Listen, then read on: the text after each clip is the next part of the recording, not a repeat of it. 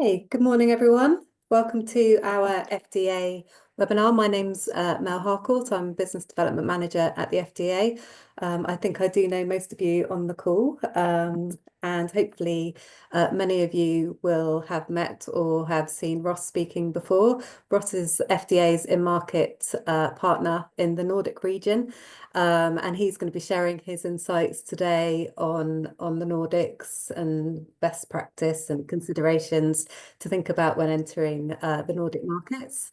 I was saying to Ross just before everybody joined that we had a recent member survey, and the Nordic markets were repeatedly highlighted as sort of one of the top 5 priority markets for many of our members, which shows there is the interest is still there, and yeah, we hope that Ross will give a deeper dive into how to do business in the Nordic markets. The webinar is recorded, so we will send details after the webinar.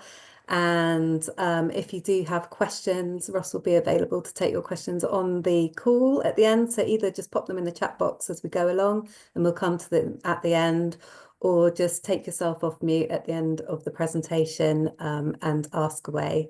So I'm going to hand over to Ross. Oh, Ross, I think you're on mute. Good morning, everyone. Hi, thanks, Mel. Yeah. Hi, everyone. Some of you know me, some of you don't, but I've been based up here in the Nordics for 18 years, running my consultancy business, and I've worked with lots of different, both SME and major brands from both UK and Ireland, and also obviously with Nordic brands and other European brands as well. So today we're just going to have a quick look at how to succeed in the Nordic markets. So it won't be going to a deep dive here because that's not what we're here for. We're looking about the Nordic markets in general, but I will go into some specifics by the market. So I'm just going to share my screen now, if it works.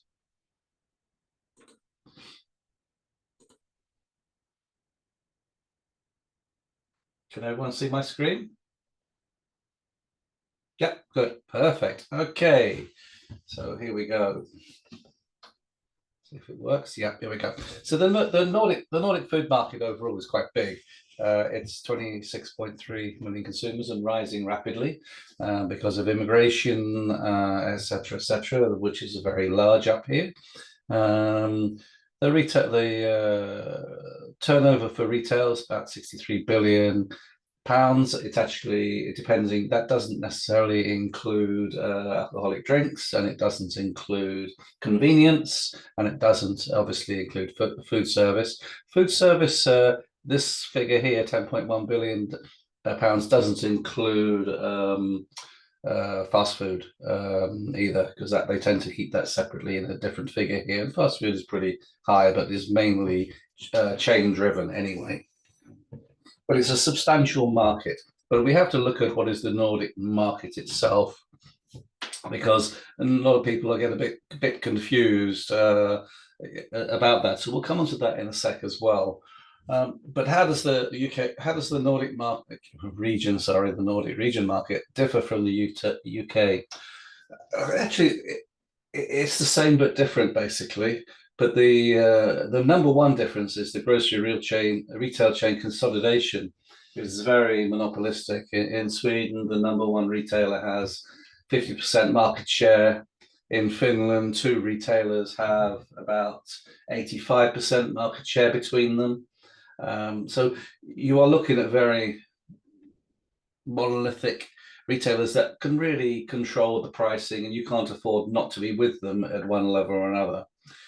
There's generally less choice on the shelf, fewer brands. So whereas in the UK, if you had soup brands, you probably have 6, whereas here you probably have only 2, a private label and one other. Not in every category, but in general, there is a lot less choice. Sometimes you'll get a mainstream private label on a low end brand, and sometimes you'll get premium in there as well, but you will not get the amount of choice on shelf that you get in the UK. It's a very flat market. There are no premium retail brand chains like Waitrose or Marks and Spencer. the premium sector is merged into the mid sector, the mass sector, or is in the independents, etc., etc. There is, of course, the lower end and the everyday low price type size as well. The independent sector, with the exception of Denmark, the independent sector is small compared with other European and UK markets. That's because we have a high level of franchise stores here. So a lot of the smaller stores became franchises of the monopolies or the monopolistic chains. So something that in Sweden, for example, is about 80% franchise. In Finland, about 50% franchise. In Norway, about 50% franchise, and Denmark the same. So Sweden is by far the highest franchise market. In some of the markets, no alcohol can be sold that is above 4%. In Sweden, it's 3.5%. The alcohol can be sold in the retail sector. Otherwise, it has to go through the state-owned booze monopoly. Pretty much the same in Norway. In Finland, they have the same, but they're trying to get rid of it over a period of years. So they are increasing the percentage alcohol of which the retail chains can sell at. So every year it goes up. By the end of next year, they hope it'll be up to 14%. So most wines will be able to sold through supermarkets. But the monopoly still will have the monopoly on anything over 14%. I should say as well that when everyone thinks that, okay, it's a monopoly, but we can still do things. Yes, you can, and you can still get listed there, but there is no promotions in state monopoly stores, no promotions, no discounting, no advertising, no nothing. So remember that this is a very different way of doing business. The chilled, ready-to-eat meal category is very undeveloped in the Nordics. It's like going back to 20, 30 years ago. The frozen ready-to-meal market is there, but small and very basic. We still get TV dinners from Findus and from another brand on the shelf up here. Denmark has probably moved the farthest in the chilled, ready-to-eat meal category, but the others are a long, long way behind. And it is changing, but it's very, very slow. Most in-store bakeries are using bake-off products. They're not doing full bread production in store, and there is now there is ready-baked frozen delivery, frozen to thaw. We're just getting now the frozen bread coming into in-store bakery as well. So that, in other words, it's fresh bread but frozen. And then unpackaged. So that's coming into making it look like it's been produced in the bake-off environment in the in-store bakery itself. So that sector, the in-store bakery, is the most moving at the moment in terms of new products coming in and new different types of products. The frozen category in general in the Nordics is much, much larger than in the UK, particularly so in Norway, Sweden, and in Finland. Okay, the four main countries in the Nordics, are they all the same? The answer to that is definitely no. What is the Nordics in relation to that? Well, we have obviously Denmark and Norway and Sweden. And for those who don't realize it, that's Scandinavia. Only those three countries are Scandinavia. If we talk about the Nordic region, then we have the same, Denmark, Norway, and Sweden, and then Finland, and then we have Estonia, Latvia, and Lithuania, which are all regarded to be within the Nordics. And then we have the odd one, which is Iceland, because no one else knows where else to put that one in, and it's the same culture. So Iceland gets bolted into the region as well, which gives you around 27 million people, the largest being Sweden with about 11 million people. Norway, Denmark, and Finland all will have between 5 and 6 million, and then the remaining numbers are made up mainly within Iceland, which is 400,000, I think it is. And then we have the three Baltic nations, which all have between 1 and 2 million. The countries do have some commonality, the four main Nordic countries. So that if I just list those, so you get a feel for for it. And some of them are within the stereotype that you would think about the Nordics: the love of the outdoors, winter sports, clean design, flat management. The factory sweeper will call the CEO by their first names. There is a very, very flat management. Everyone is talking by their first names. The dress code is very much not suits or ties, often jeans and a sort of just an ordinary shirt. Very, very casual. Generally, there is a feeling of quality. Products have a quality about them, and the people as well are looking for quality. Play always has a priority over work in the Nordics. You probably read about it the way it is. Finland in particular, that is relevant. Families have a priority over everything, so don't expect people to be in their offices on a Friday after 2 o'clock because the weekend started, and people go home at 3 o'clock to pick up their kids. So families always have a priority. High national pride, particularly in Denmark. Very high competency speaking English. Anyone under 60 will be fluent in English, unless you go to the very high north. So expect them to understand your labeling on your packaging. Front of back can be in English, no problem. It's only the actual laws that change the EU laws in particular that change the languages for the ingredients, etc. General love and respect of UK and its people, its culture. Yeah, there is an affinity with the UK. From Sweden, London is the biggest destination for flying into for weekends. So by far, it's the biggest destination. The Nordics love Brits, and that applies right the way across. High-tech industries thrive. The industrial background of all these countries is that all of them were industrial nations at one time, all moving now to high-tech industries and service and finance, etc., etc. The exceptions to that would be the mining and business in Sweden and the wood industries across the region, shipbuilding in Finland and in Norway, and of course in Norway it's shipbuilding, oil industry, and in Denmark, of course, their agriculture, particularly pork, is really, really big. And they have long summer holidays, so they vary the dates slightly, but basically from the 18th of June until the end of August, they're on holiday. Sometimes they start earlier than that. They adore eating outdoors. They call it grilling, not barbecuing, but they will start at Easter, even if it's freezing cold and there's snow on the ground. They'll start at Easter and carry on until late September. They will have heaters outside. Many people have summer second homes available to them where they live outdoors all the time and food is on the grill. So everything to do with barbecuing is really, really good. The Danes are even more anal about it. They barbecue 365 days a year, so they're absolutely mad on it. Multicultural tolerance is in its infancy. That is one of the downsides of the Nordics, that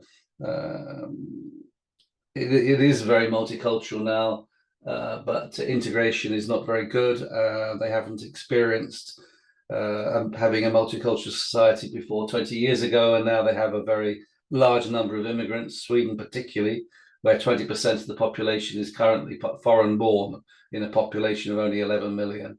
So it's actually something to remember here, particularly if you have ethnic foods or things like that, then remember that there is a good market up here now, particularly in Sweden. But don't expect all indigenous Swedes to love the situation. And then we have the other one. Are they all the same? They're actually not. You heard me say no, they're not. We'll take the biggest market. I won't spend lots of time on this, but Sweden, they are extremely slow. They have a difficulty in making decisions. As a Brit, we find it very frustrating that they need to have meetings after meetings to do things, and making decisions can be consensual. And it is a very frustrating situation that the Swedes will put you in. But that's the way they are, and you can't change it. And also, if you start getting a little bit fed up and get a bit irate or a bit forceful, then they will walk away because they do not like a confrontation. Absolutely avoid confrontation or disagreements. What a Brit would call an argument, where we'd argue with someone and then go down and have a beer with them, they would call that a major, major conflagration and would walk away from you. They do not understand. They can't speak their mind. They will tell you what they think you want to hear, not exactly what the real situation is. And obviously, linked to that, spontaneity is not common. If you go out for an after work, it has to be organised 4 weeks in advance. Tacos and meatballs are the big dietary items during the week for families. You heard me say before, 20% of the population foreign born. It's really easy to do business. It's just slow. They really want to do business, and Brits are very popular. Do not believe the stereotype that all Swedes are healthy. They love sugar, salt, and confectionery and coffee and everything else, and hold the records of being the highest consumers of a number of these in Europe and the world. If we talk then about Finland, which is very different, of course, Sweden, Denmark, and Norway speak similar languages, very, very similar. Finland does not. You will not understand a single word of Finnish. It is extremely difficult and very, very different. They can be seen as abrupt. They're very straightforward, no small talk. But when they do make a decision, the decision is final and they will follow through on it. They're great to deal with. Few words spoken at meetings. You might get some at the end, but they sit there. They're great decision makers. They hate the Russians, and they don't particularly like the rest of not the Nordics either. They are very, very, we are Finnish. They're very straight to the point. They're the world's happiest people, if you haven't seen that for the last 3 years. They're also drinking more coffee than any other nation in the world, by far the highest consumers of coffee. They're one of the highest consumers of milk as well. But conversely on that, they are also in Europe, they have the highest levels of lactose intolerance.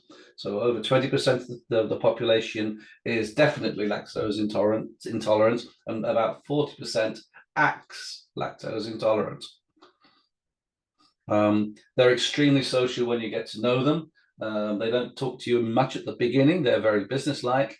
But once you know them and you've done business with them, expect to go to the pub and get drunk, because that's the way the Finns are. They also have a great affinity with alcohol and chilies and being naked in the sauna. That's also something you might have to be experienced doing business in Finland. They love salt, but there is some laws on that about you have to put the salt content on your products, because they have a problem with too much salt. They love hot, spicy food. They're very, very open to new products. Tesco has a marketing agreement with the cooperative stores over there, and you see Tesco own label products in there, and they probably have the biggest selection of UK products on shelf of any of the Nordic nations. Very, very easy to deal with. Denmark, very open and social, fixated on squeezing the last cent. They're like the Dutch. They want the lowest bottom line. They will go for 3 lots of discounts if they can. Nationalistic to the extreme, flags everywhere, everything. They have more of a Germanic way of doing their shopping, which actually they have the highest amount of percentage of your weekly shop done in hard or soft discount. Over 60% is done in that. They spend about 20% in mass market and about 20% in premium. So that's how it works there. More Germanic in their ways than the rest of the region, for sure. And more meat the better, as long as it's organic. It's also a great place to do business, but you'll hear me in a minute say it's a bit tough for British brands. It's a bit of a graveyard for UK brands, because they have very high listing fees. But I'll come on to that in a sec. Norway always wants to be different. I mean, if you say you want a 50-gram pack, that's your standard pack. They'll say we want 60-gram and we want it in a different color. That's the way the Norwegians start their negotiations. You can ignore it, but it's always going to be there. Proud of their national wealth. Eye-wateringly expensive in Norway. There is so much tax everywhere.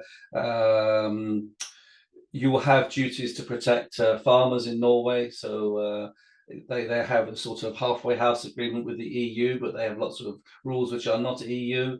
So don't expect it to be all the standard like selling into an EU nation. It's not. Pizza is the national dish. They're absolutely bonkers on pizza. Pizza night is Friday night. Absolutely crazy about it. They regard everything as Norwegian as superior. Petty corruption of all the Nordic nations, the four big ones, there is petty corruption, and it does sometimes appear within the grocery thing, particularly within listings, because we have also, of course, franchises there as well, which makes it easier. They regard Swedes as totally inferior. Absolutely, really don't like them. Mainly left over from the Second World War, but it's still very persistent. They have the worst road system in Europe. They do not spend much money on their roads. They're twisty, narrow. There is a few bits of motorway, but honestly, it takes ages to travel anywhere in Norway by road, go by train. And 50% of the cars are EVs. All normal cars, if you don't have an EV, there is 100% tax on new cars. So consequently, and zero tax on EVs. So it means that EVs are the same price as a standard petrol diesel engine. What resources do I need to enter the Nordic market? Now, this is quite an important one because a lot of UK companies have not understood this. First of all, if you're going to be in this market, you have to remember that you have a number of countries, and you have to have a distributor if you're going to go into the retail sector. If you're going in the premium sector, maybe not, because then you're going through the independent route. But if you want to go into the main retailers, you do need a distributor. You need a distribution partner. And if you want to work with that distribution partner and keep them on board, you need to visit at least twice a year. That's a big commitment if you're planning on a regional entry for 7 or 8 markets. If it's only 1 or 2, less so. But that is an absolute, you have to do that. You cannot just sit on your office and be there. It's not possible. Funding, it is expensive to enter new markets. I'm sure most of you know that. So ensure that the process is budgeted right from the start, and you can allocate the necessary financial support to launch your products. If you don't, the distributors will dump you and the retailers will dump you. You need to have a marketing plan. It will come out at the listing meeting, and the distributors will expect you to have one anyway.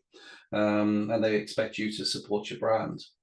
Knowledge is king. Make sure you do your research on each of the markets before you develop your entry strategy. As I said before, every market is the same but very different. You think you know everything until you get here. Come and visit the markets before you start. I can help you with that if you need that, but otherwise, absolutely do it.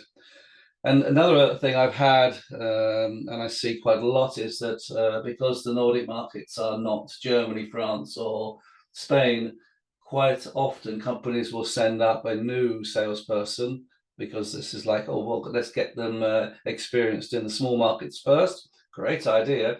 Make sure that person actually has some level of experience in international sales or running a distributors and that, because I've had a number of visitors up here who they've been promoted from internally from another job, and they have absolutely no idea how to work with distributors or retailer key accounts. Just because this is a smaller market, you need to have experienced people in the market working with your local market partners. Here's a bit of an odd one, because most people, as I say, go for the Germans and France and Holland and whatever, Spain. And here we have a region which is it's like one market, but actually they're all independent markets. And as I said, slightly different to each other. So look at each market and for ease of entry, opportunity, and potential growth. And depending which your product is, it might vary. For some products, you might find it's different markets than other products. Without going into the basics of looking at markets, you still need to look at market data and competitor analysis. See if you have any existing markets or customers, or there are people importing of your products from the grey sector, because quite a few of the wholesalers in the UK also have parallel imports up here. And we do have the British store, the English store, and this store and that store stocking UK products. No one lists Marmite, but I can buy Marmite at any time here. It's not a problem. Conduct market visit surveys. Talk to other UK suppliers about their existing experiences here and do your desk research. There are a lot of UK brands still here.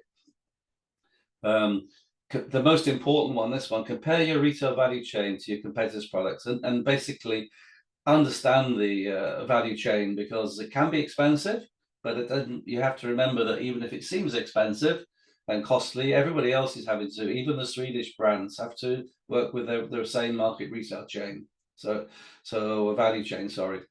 Look at the culture differences, languages, eating habits, because they do vary. Look at the hidden costs, like in Norway, customs duties and other fees. Okay, that might get better for those of you in meat and dairy with with Starmer's chats yesterday, but we'll see how that pans out in a few weeks' time, I'm sure. Look at the best route to market as well, because there are a number of them from the UK.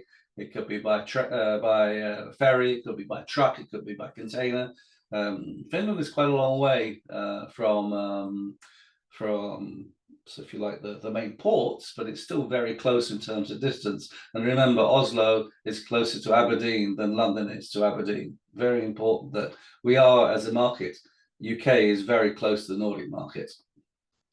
Do your risk analysis or use a SWOT analysis and look at what the pluses and minuses are. And look at the reward size versus the investment, because that's another one to look at, and the ease of entry to the market. If Denmark's 5 million and Sweden's 11 million, I mean, there's a good indicator just by doing that. I'm not going to spend lots of time on this because I think you know that, but I mean, remember to leverage all your collected data to make the decisions. You might find that you've been involved in the market before, or your products are available in the market through parallel import. So utilize all that information and look at the cultural differences and the competitors on shelf. It's not a desk research only decision. Get out to the market and go and have a look at it, because that's the only way you're going to find out, or involve a third party like a consultant or whoever. The general comments, in general, Sweden is the easiest Nordic market to enter for UK products and brands and producers. Finland is also a very similar way to go in. Its structure of retailers is similar, and the pricing is very similar to Sweden. And Finland, in a way, is often easier as a learning curve to go into, because they have more. It's easier to get your products in, and they're more decisive. But of course, there are only 5 million people, whereas Sweden has 11. So potentially the larger rewards on the Swedish market. For alcohol-based products, Denmark would be the easiest market due not to having a state-owned alcohol retail monopoly. On the other hand, it's much more competitive as well in that sector. So you have to make your own decisions. Beware in Denmark, very high listing fees, making it an unlikely choice to commence in the first grocery market if you're in FMCGs in general. Norway has a number of disadvantages, including high costs, high retail prices, punitive customs duties on some products, and it's not a full member of the EU. So therefore, it's a different learning curve than the rest of the markets.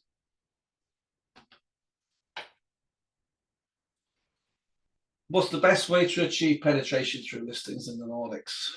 Okay, well, as you heard me say, appoint a good distribution company as your partner in each market. Make sure you pick a partner that matches your profile, because they will have other principles. So make sure that they are the right, which the market sectors they're in, which categories they're in. Are they, if you're in chilled food, doing chilled food? Make sure that they actually have their own sales team.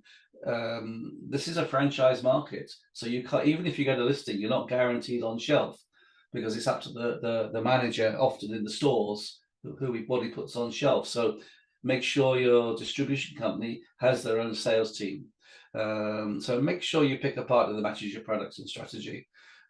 Make sure you have a marketing action investment plan in place with your market partner, jointly developed, agreed annually, and fully financed. Because if you don't have that, the retailers won't want you, and also the distributor will think that you're not doing the job properly if you haven't come and done that. And make sure you do that in advance. And even when you first meet a potential distribution company or distribution partner, ask them what their expectations are from you, because that might be very different to what your expectations of them. So make sure that you match. Make sure you have adequate funds and resources allocated for your market entry, and make sure that's underpinned by your senior management, because you will have to. I mean, we all know launching products in the market, the distributor doesn't make money up front, so therefore they may ask you for support as well. That happens, and you need to make sure that you keep a happy distributor. It's costly to enter a market, both for you and your distributor. Allocate the right number of people, not just out in visiting the market, but also in your office and factory and warehouse, because when you start a new market, you have to do new packaging, maybe, or new labeling, and therefore your operations manager says, oh God, I've got another SKU to do on my production line or whatever, or I've got stickering to do, whatever. So make sure you have enough resources. On that subject, stickering is not permitted generally in mainstream retail. In the independents, you can get away with it, but if you want to get listed in mainstream retail, stickering is not seen as a solution. Okay, listings. We have to quickly cover this, and it's a bit of a weird one. Most of the Nordics has listing windows. They are all very, very similar. Some it's confidential, in some countries it's not confidential. In Sweden currently it is not confidential. You can go online and find all the information. It's run by an organization called ECR. In Sweden, in Norway it's also ECR. In Finland it's a similar system but varies by retailer. In Sweden currently it is the same for all retailers, and in Norway it is generally the same for all retailers. In Denmark they use a similar system with listing windows, which is based on the ECR system, but the retailers do vary it a little bit. It changes each year. Each category has a different trade windows, and there are 2 or 3 trade windows per year. It covers trade items, items which have been removed, price changes, revisions, seasonal in and outs, and also your GTIN, your barcodes or QR codes. So it's pretty much comprehensive.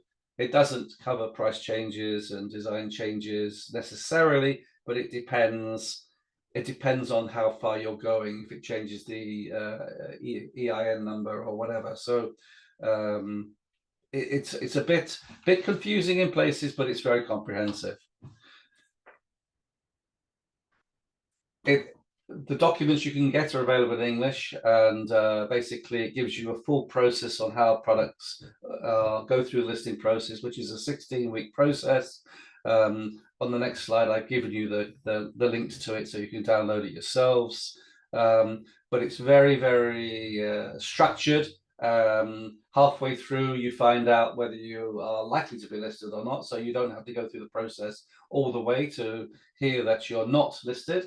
So it's actually on this slide, it's number 3, product range listing decision. So that's in week 8. They do not work week commencings in the Nordics anywhere. It's always by the week numbers, being the first week of January being week 1. So put that on your Outlook on your computer if you're going to the Nordic region, so you know what weeks are. And they can start at any time in the year. There's a full calendar which is here. So for each of the categories, which are in the lower part of the screen here, there's all the categories. The listing windows are across the top, January, February, March, etc. And basically, when it says at the moment at the top there, January, February, that means it's on shelf in January or February or March. It doesn't mean that's when the window opens. So if we move along to the last one on the right-hand column, it says October. Actually, it means that if you go down to the next line, it means you actually had to submit your presentations to the retailers from the 5th of June to basically, most of June, basically. And you get a listing decision on the 22nd of August, whether you may or may not do. After that, if you get a yes to that, then you have to go through your submission of samples, all your information about the product, etc., range listings, your marketing plan, etc. And then you're advised probably around middle of September on the date you're on shelf. And then you can see on the bottom of the color there on that right-hand column, you actually go on shelf on week 39 in the year, which is around the 26th of September. So that's how it works. And there's the connections. I've missed off that, but if anyone wants the website of Sweden, it's actually on. You can see it above. It's www.ecr.se. However, there is a complication. As you can see, this covers 2025, and this has been going for 20 years now. However, from December this year, the ECR trade windows in Sweden will cease to be recommendation, and they're going to get rid of them. So from that on, it's up to each retailer how they work. However, I hear that they will have a similar system in place, but at the moment, no one really knows, because the distributors have no idea. I have no idea. The retailers don't even have a clarified idea. Whether this will change in Norway and in Finland and in Denmark, the similar systems, we have no idea, because there's no information around at the moment. So it's a bit of a grey area what happens from 2026 onwards. I suspect that it won't actually change much. It's my own feeling, because this is what they've been doing for 20 years. So the retailers will carry on just with their own versions. There is an exception on this, where in Finland with one of the chains, Kesko Group, they are a franchise chain, and they actually have every week. You can every month there is a window for every category, and you can submit your products anytime every month in any category. However, you cannot go back if you get turned down, you cannot go back for at least 6 months. So you can't keep on trying. So that's the only exception of the retailers, and Lidl, of course, has their own system as well. But I'm sure many of you are familiar with Lidl. Lidl, you can do a local listing, or you can go to Lidl Europe and do a centralized listing, pan-Europe listing, which I don't recommend. It's better to do local ones. How long does it get real traction in the Nordic markets? Everything takes longer than you think, absolutely. Particularly for Sweden, as you heard me say, there's a decision-making process and windows and everything. And sometimes they won't even put you on the listing process. It's very difficult. Also, the time, the duration, you saw it takes 16 weeks minimum. Something in Finland, it can be up to 20 weeks to go through this process. In Norway, it's even more flaky. In some markets, Sweden in particular suffers from slow decision making. So even sometimes the windows, whilst they have dates and they will actually dump you out because they haven't made decisions. But it doesn't happen often, but it can happen. Same with promos and everything, and doing annual marketing plans. If you are listed, it can be slow. The moment, as you heard me say, there's rigid defined listing process, but in the future, that may change.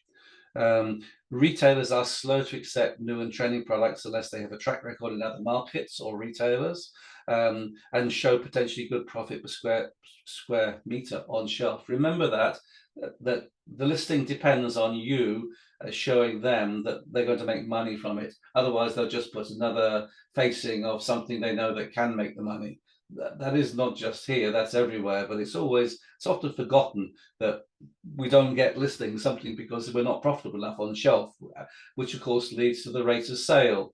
There is a different average rate of sale in every category, and you can ask that question to the retailer, what's their expectations? You should do it. But then we come down to the promos, etc., etc. You have to get the retailer and your distributor to have a push strategy, but you as a brand owner needs to have a pull strategy communicating with the consumers. So make sure you think of that one as well, which comes back down to the lack of marketing funding support. If you don't have that in place and you can do the communication, that will deter the retail listing. It will also deter the distributor to take you on board if you don't have the right money available and the right planning. Having the wrong distributor will impede a retailer listing. Absolutely. Some distributors are better at other things. They might be better in food service, so they're not there, but they have a bit of a retail on the side. Or you have an agent. Agents are really not liked in this market. come as you saw in there, failing to communicate with the consumer adequately. It's so important to create customer pull. Listing is hard work, it takes times, but remember, delisting is easy and it's quick. You've got to invest in your products and your new market. It's a theme through this presentation. You have to invest in the markets. How do I find the right partners? Okay, it's not much different to anywhere else, really. Get a local expert who can provide you with guidance, do your desk work. The local partners often know more about the market, and they can introduce you, and you can make it much quicker. They know the strengths and weaknesses as well.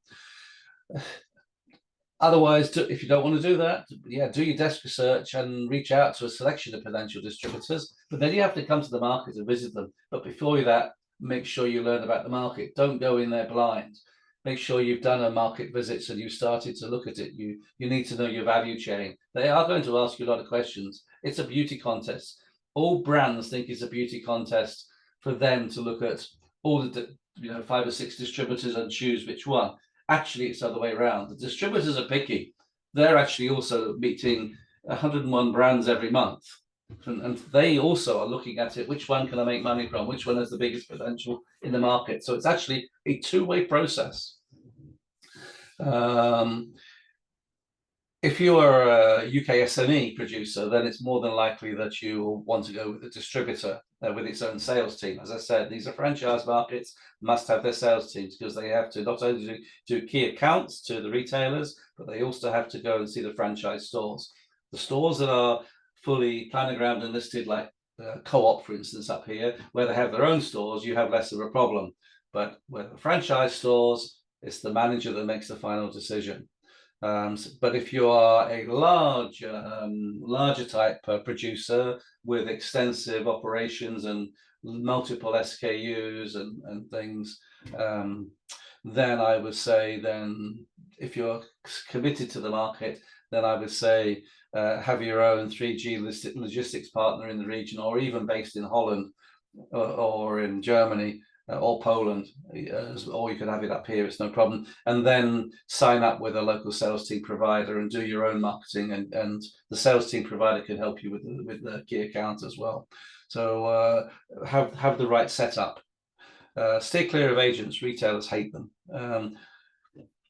Smaller distributors and what I would call, there's a grey area between what's an agent and a distributor these days. But in general, if you talk about distributors who are stocking or ordering to stock, the smaller ones are generally doing direct delivery to independent retailers and smaller franchise stores in a regional basis, as well as the indies. So that's normally specialty sales or very premium products which go through that route. Some distributors focus solely on retail, others focus on food service or convenience or a combination of those. So find out what those are, and again, choose a partner which suits your strategy, whether you want to go into retail and food service or whatever. Some distributors, it's something that's new. It's only happened in the last 2 years, but they'll ask for a commitment fee up front to help finance their part of the market entry. You heard me say, it costs for a distributor to go into launch a new brand in the market. It's not definitely universal. In fact, more distributors don't ask for it, but sometimes, particularly if you have a niche brand, it may be asked for. So you can negotiate it, and also sometimes it means that you get in and you get a better support in the market. So you really have to look at what you want and what they're offering, and you should always ask the distributor what you're getting for your money anyway. But it comes back to also know your value chain. It is normal. I often get asked, by a brand, the distributors asking for exclusivity. Should I do that? In these smaller markets, yes, you can't have 2 distributors in the market. So it's pretty normal to give each distributor a market exclusivity. I do not recommend you do a pan. Some distributors have operations in the 4 biggest markets and sometimes in all the markets. They may ask you for exclusivity across the Nordics, or they'll offer that service to you. I don't recommend it because if you fall out with them in Sweden, you may fall out with them in Norway, Denmark and Finland as well. It is not always good idea, and also they vary in how good they are by market as well. So always do independent deals by market. Just remember that franchise is big here, and it is a different selling method than selling to just on key account to central. So that's, I think I've covered all the aspects. I've gone on for 45 minutes there. So Great, Ross. Yeah. that's about it. Yeah, no, thank you. That was in depth and hugely helpful. Yeah, if anybody has a question, I'm just going to stop sharing your screen, and I will share Ross's contact details with everyone afterwards. Yeah, if anybody does have a question, if they just want to come off mute and fire away, or pop your hand up as well. Oh, I think everyone's quiet. everyone is quiet. Russell, I did want to ask about sort of e-commerce and selling to the Nordic region via e-commerce. Yep. Is that growing or? Yes, absolutely. Yeah, the same. Yeah, everything e-commerce. The penetration of e-commerce is great. They generally like using domestic e-commerce rather than international e-commerce. Amazon is in Sweden, and they are going to launch Amazon Food, or whatever you call it, sometime in the next 2 years, I believe. They only entered up here 2 years ago, Amazon, so it's a fairly new thing. There has been some resistance to it, as you can imagine, from the local retailers and the main retailers, but it's coming, whatever. They're about to start building 3 huge fulfillment centers near the airport, just down the road from where I live. So it's coming. But e-commerce is big. Home delivery for food is big. All the retailers have e-commerce and home delivery. The big, except Lidl, the biggest one being ICA, who's the 50% market shareholder in Sweden. They actually have a partnership with Ocado in terms of they have 3 black warehouses built with Ocado technology. So they are probably the biggest ones. But of course, you still have to go through listings with the retailers to get into their sites. There are no independent ones that really matter, but there are lots of different types. There are some which are just order. There are some that do your meal deals where you have your recipe done and your food's included. HelloFresh being very active here. So yeah, it's pretty much the same as ever, and it's to a plus and minus in the other market. Denmark is very sophisticated and it's a very compact market, so there's a lot of e-commerce there. Norway and Finland, well, Norway in particular, it's less developed simply because it's a huge geographical area and a small population. Finland has it in the main urban areas, absolutely, yes. Yeah. Okay. Alex, I can see your hand up. Do you want to come off mute? Hi there. Thank you so much for your insights. Kind of the independent side and the kind of the more luxury side of the market. Are there distributors that work into that area? Anyone of note that we should know about? Anything like that, and just a little bit more about how that kind of independent side tends to work.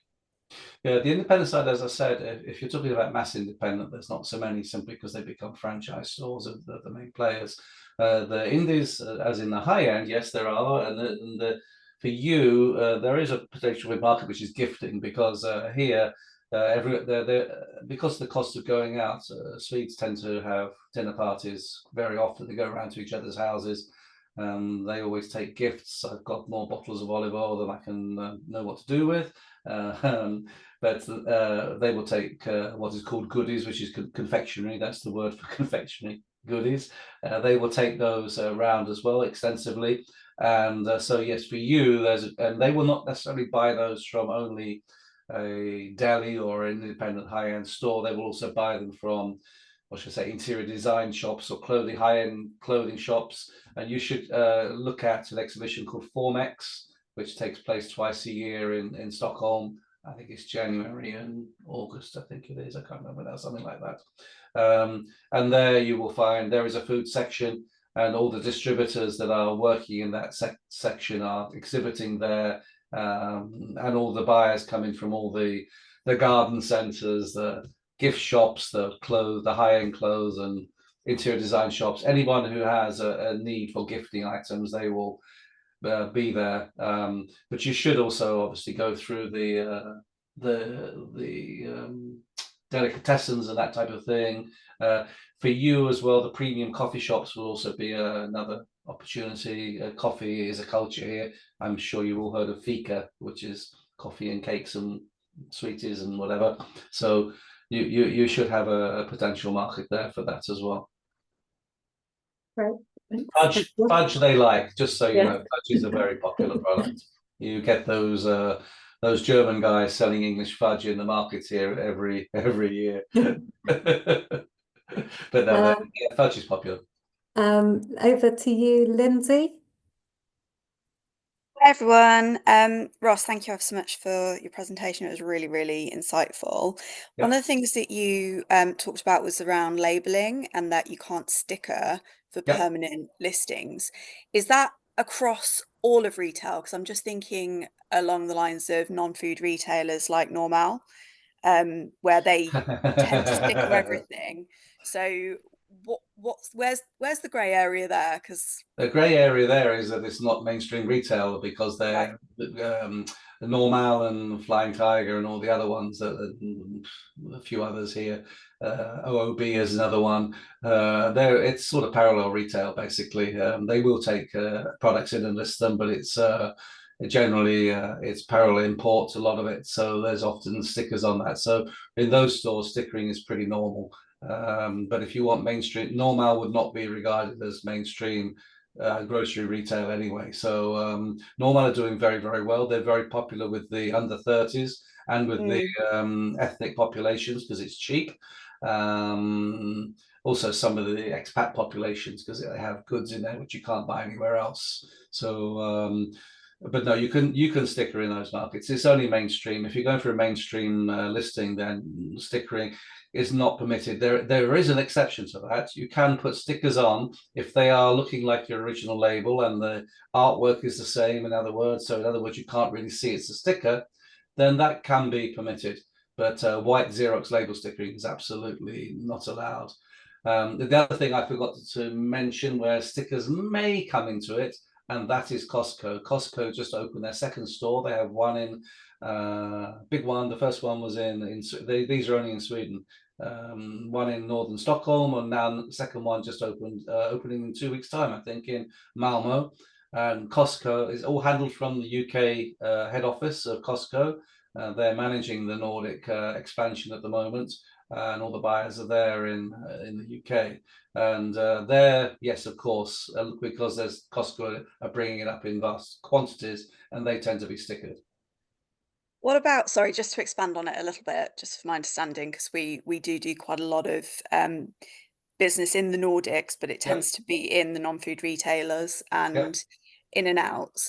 So where you've got a low assortment retailer like Lidl, Aldi, places like that, where it's an in and out, it's not a permanent listing, can those be stickered? Yes and no. In general, the answer is no, but it does happen. Okay, interesting. Thank you ever so much. That was my question. Yeah, I mean, you generally, if I go to Lidl, if I find a stickered item, it's very, very unusual. Very, very, very unusual.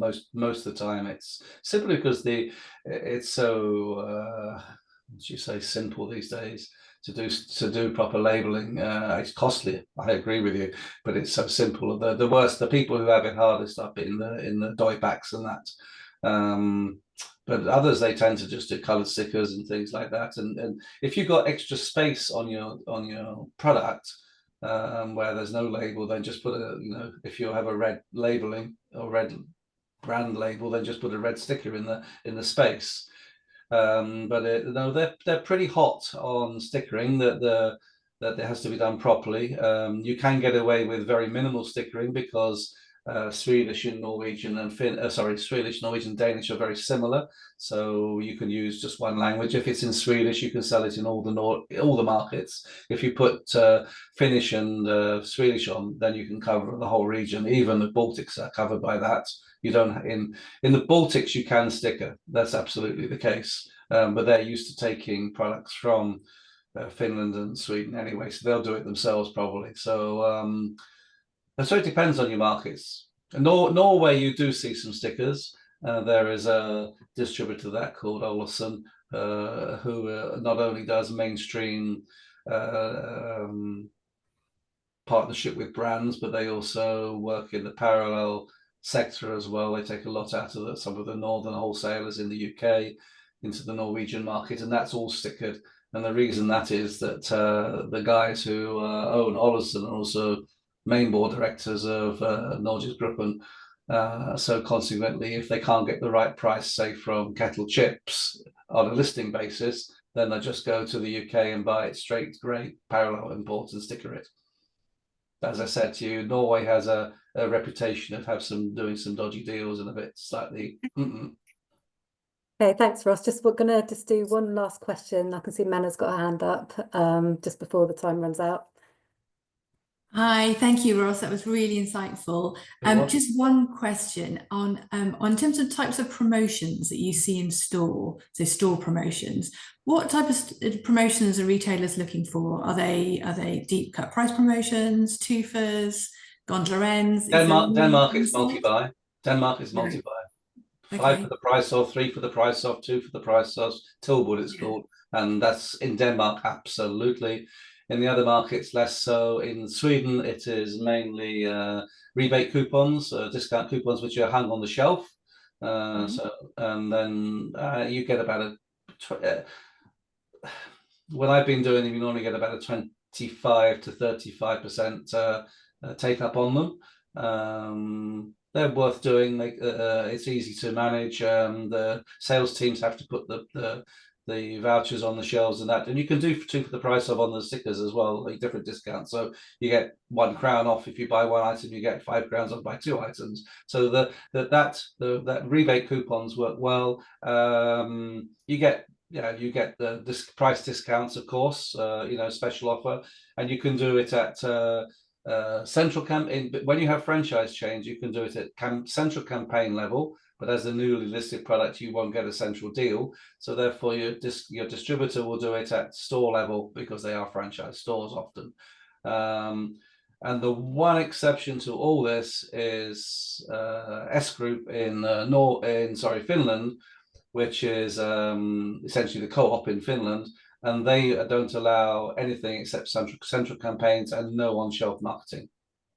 Okay, interesting. And of course, you can do because they're franchise chains, you can do urban stores in Stockholm if that's your thing, and you can put secondary displays in Enderval. You can do it at store level as well. It just costs you, that's all. I mean, it's all about the money. Brilliant, thank you. Thanks very much. Great, thank you everyone. Thanks for the questions. We are just conscious of the time, so I will, like I said, send around the recording, and Ross, will we be able to share your slides as well with delegates? Yep. Yeah. I'll just send it to you, Mel. Yeah, and obviously I'll forward Ross's contact details as well, so that if you do want to get in touch with Ross, he can obviously help you with market entry into the market as well. So yeah, all that information coming your way. Just a couple of things on the FDA side for reminders. We've got a member meetup on Friday at 10:30. We're hoping to get some updates on the Indian-UK trade deal, and also some updates from hopefully DEFRA as well will be joining us to talk about the EU trade agreements from yesterday as well. So do come and join that on Friday morning if you can. And also a note to say tickets are still on sale for our FDA Summer Network Forum in London on the 4th of June. We've got case studies from Active Water, Onus International on Africa, Food Export International talking about niche market wins. I believe Iceland might be covered in that presentation as well. We've got some market focus on China, the US and South Africa, as well as we will be joined by the Minister for Exports, who is Gareth Thomas, and he will be taking questions, hopefully shedding some more light on the new UK EU trade agreement as well. So do come along to that. You can book your tickets on the FDA website. Lots of networking opportunities. Should be a great event. So thank you very much, Ross, for your time this morning. Thank you, everybody. Welcome. Brilliant webinar. Great to be updated on the Nordic markets. So really, really valuable. Thanks very much, and have a great day, everyone. Nice to meet everyone. Thank you. Bye.